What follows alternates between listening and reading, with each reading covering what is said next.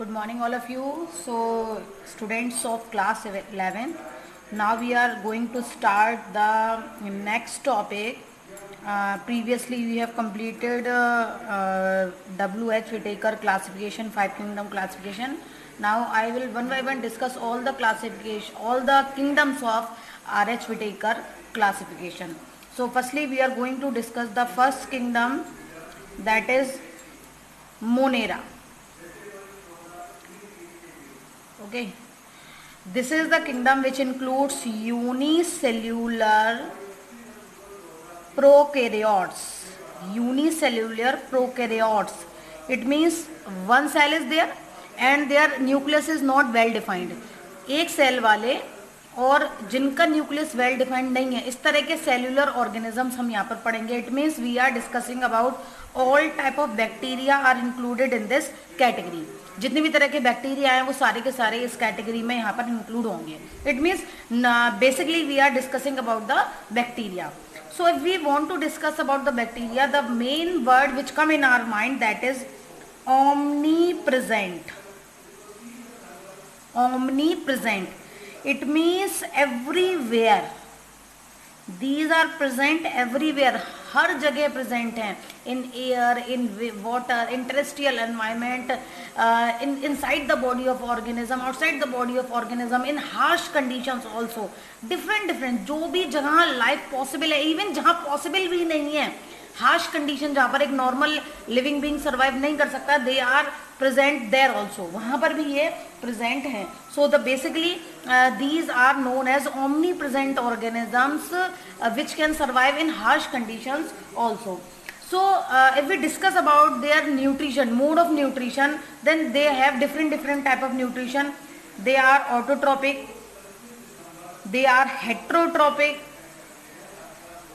they are symbiotic,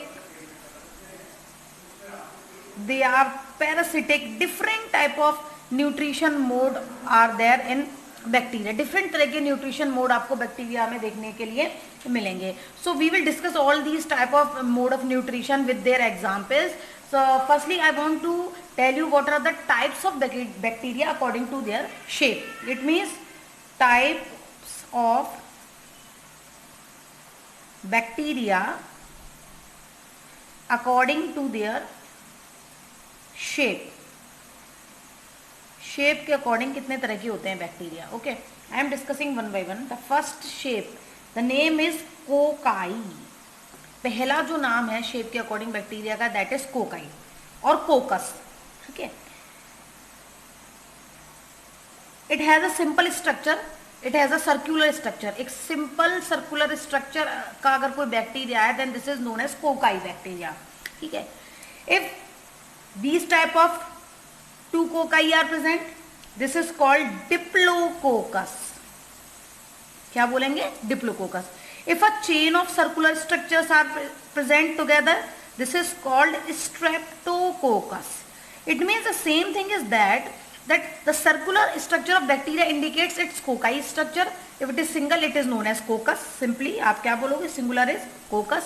If there are two circular structures आ दिया, this is diplococcus. If group of, so बहुत सारी structures हैं जो चेन लाइक स्ट्रक्चर बना रही हैं, this is called streptococcus. This is the first type of structure of bacteria. Now we will discuss the second type.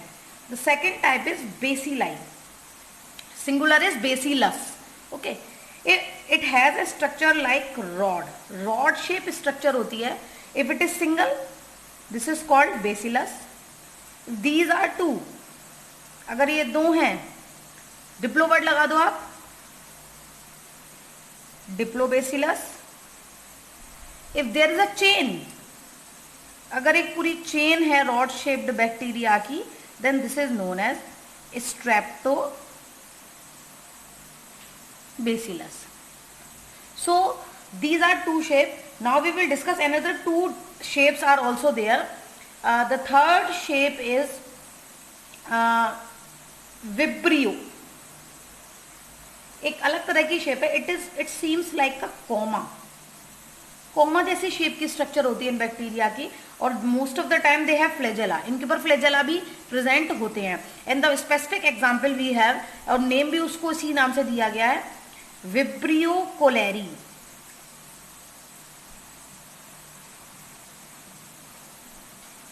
The name given to the bacteria, vibrio cholerae जो bacteria है वो मानिंदा cholera करता है, हैजा करता है, and it shape is like comma, तो the name is given to the bacteria according to its shape, that is vibrio cholerae.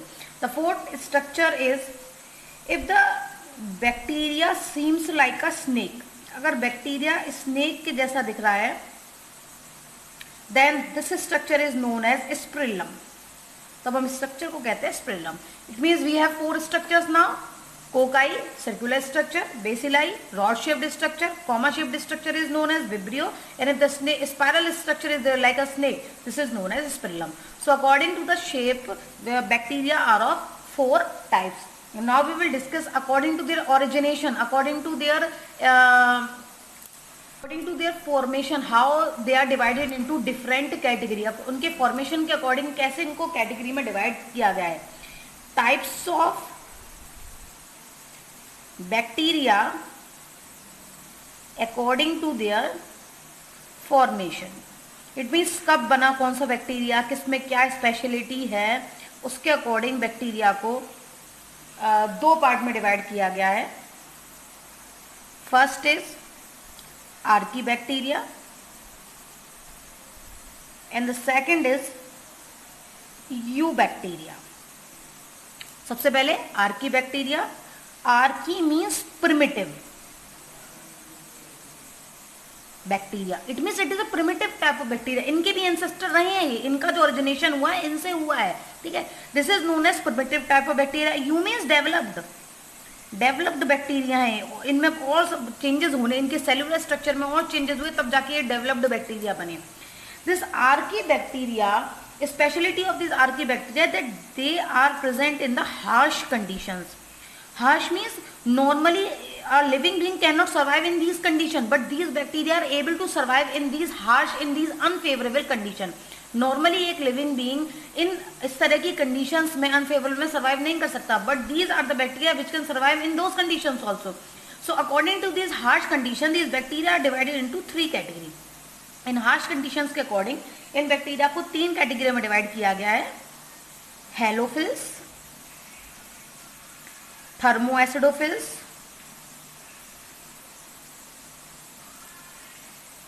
and methanogens. These are the 3 category of archaebacteria. 3 category हैं ये archaebacteria की. सबसे पहले हम लेते हैं हेलोफिल्स. मैं इंडिकेट कर रही हूँ नीचे यहाँ पर. Hello means salt, salty condition. It means these are those bacteria which can survive in the high salinity condition. अगर कोई ऐसा एनवायरनमेंट है, अगर कोई ऐसा एक्वेटिक कंडीशन है जहाँ पर साल्ट बहुत ज़्यादा है, साल्टी कंडीशंस बहुत ज़्यादा हैं, कोई ऐसा मैरीन हैबिटाट जहाँ पर सॉल्ट की कंसंट्रेशन एक ऑप्टिमम कंसंट्रेशन से ज़्यादा है, जिसमें एक नॉर्मल लिविंग बीइंग सर्वाइव नहीं कर सकता due to some osmotic problems, क्योंकि या तो एंडोस्मोसिस हो जाएगी या एक्सोस्मोसिस हो जाएगी, जिससे ऑर्गेनिज्म सर्वाइव नहीं कर पाएगा. लेकिन these are able to survive in these highly extreme salty condition, and mostly these bacteria are anaerobic bacteria. It means they are not taking the oxygen to survive. They don't use oxygen for their breathing purposes. So these are halophils. Now the second category we are discussing, thermoacidophils. Thermo means temperature, acido means acidic condition या फिर low pH condition. It means if there is any habitat which has high temperature and low pH, these bacteria can survive in these condition also. You can easily detect if the normal temperature increases, then our metabolic activities start to disturb and we cannot survive in low pH also. But these are the bacteria which can survive in these both 2 extreme conditions. दोनों तरह की extreme conditions में ये survive कर सकते हैं. And the third category is methanogens. यहाँ पर एक special example दूंगी. In the stomach of cattle, cattle के स्टमक में एक स्पेशल पार्ट होता है, that part is known as rumen. उस पार्ट को हम बोलते हैं rumen. This is the part where methanogens are present. ये वो पार्ट है जहाँ पर मैथनोजेंस, ये बैक्टीरिया प्रेजेंट होते हैं. And when they produce their excreta, जब ये अपना एक्सक्रीटा प्रोड्यूस करते हैं cattles, then these bacteria, these methanogens bacteria act on that excreta and produces methane gas. तो ये बैक्टीरिया उस वेस्ट पर, उस डिके मैटर पर क्या करते हैं, अपना एक्ट करते हैं विदाउट यूजिंग ऑक्सीजन। ये भी एनारोबिक्स होते हैं, ये भी डिकम्पोजर्स होते हैं, एक्ट करते हैं, उसमें मीथेन प्रोड्यूस होती है। You can say that they are helpful to produce biogas, that's why the name is given to them methanogens, इसीलिए इनको क्या नाम दिया गया, मैथेनोजेंस।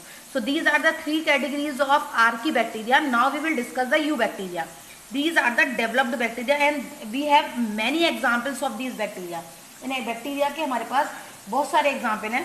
सबसे पहले तो ये क्या है आपके developed bacteria. So in this category developed bacteria are there, it means these are also known as two bacteria. Some, if we discuss some important character of these bacteria, then these are the two bacteria which have rigid cell wall. उनकी जो archaebacteria होते हैं उनकी cell wall थोड़ी सी slimy होती है, मैं भी नेक्स्ट सेशन में डिस्कस करूंगी इनके स्ट्रक्चर को, तब बताऊंगी आपको।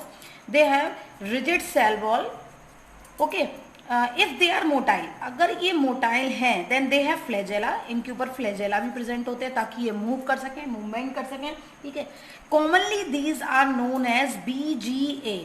BGA means blue green algae,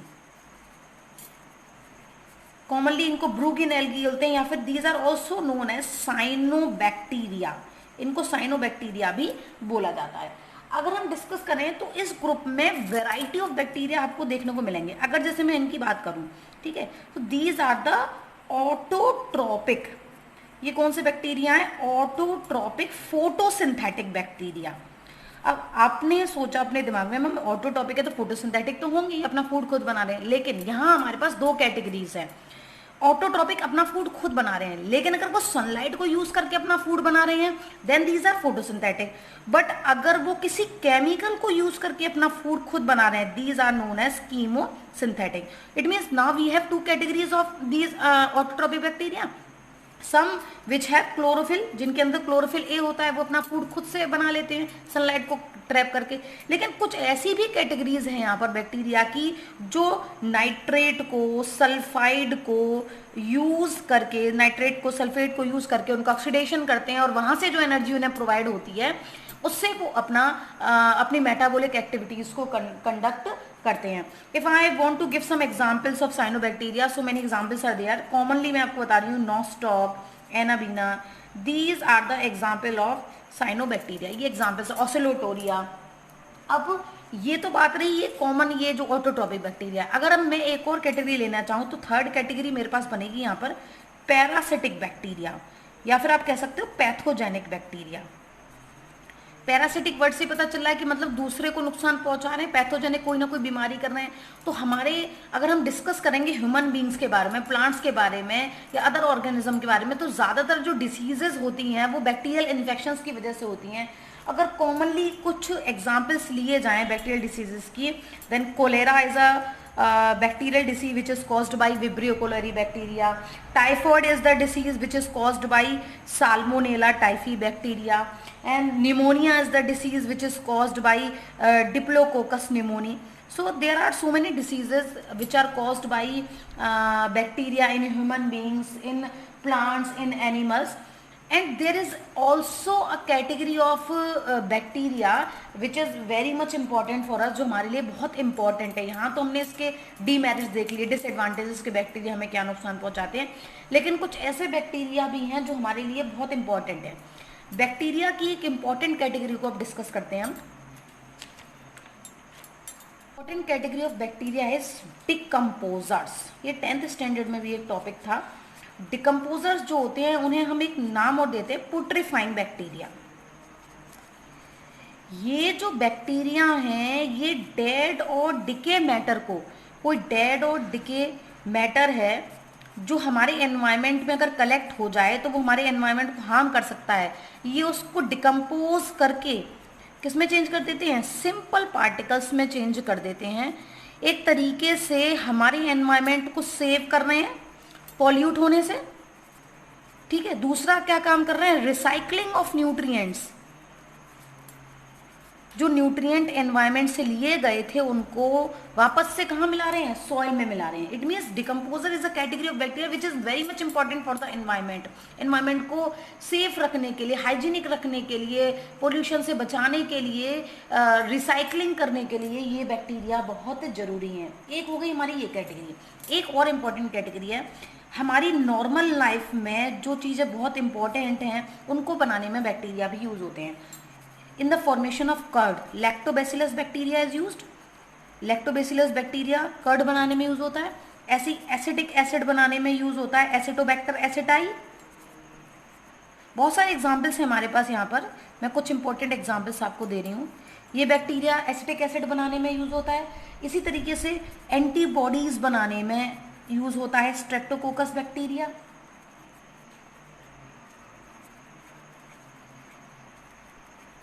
so bacteria are not harmful to us, they are important also. ये बहुत इंपॉर्टेंट भी हैं. और एक बहुत इंपॉर्टेंट जो आपने कॉमनली सुना होगा, जो एक सिम्बायोटिक रिलेशनशिप का भी एग्जाम्पल है. एक और कैटेगरी हम यहाँ पर ले आते हैं, सिम्बायोटिक बैक्टीरिया, है ना. सिम्बायोटिक बैक्टीरिया का मतलब क्या है, सिम्बायोटिक समझ लेते हैं. सिम्बायोटिक एक ऐसा रिलेशनशिप दो ऑर्गेनिजम्स के बीच में जहां पर दोनों ऑर्गेनिज्म एक दूसरे को क्या पहुंचा रहे हैं, फायदा पहुंचा रहे हैं, कोई ना कोई बेनिफिट हो रहा है दोनों को एक साथ रहने से.